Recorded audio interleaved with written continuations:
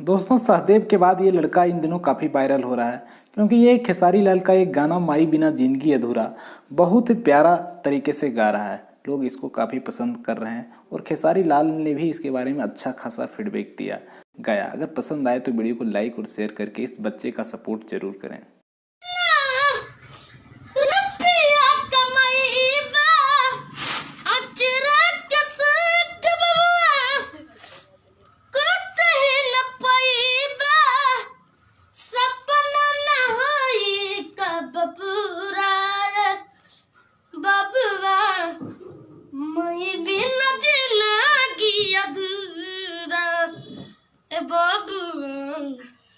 मई बिना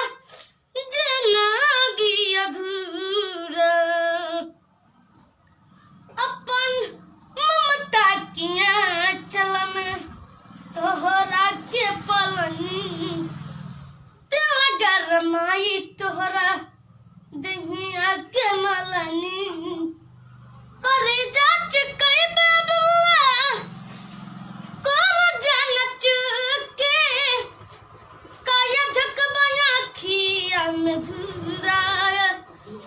बाबुआ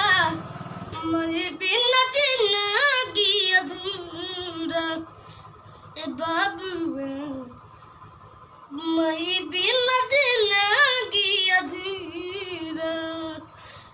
अपने न खैनी तू के खियनी सोचनी न होई कब पूरा बाबुआ मई बिना जिंदगी अधूरा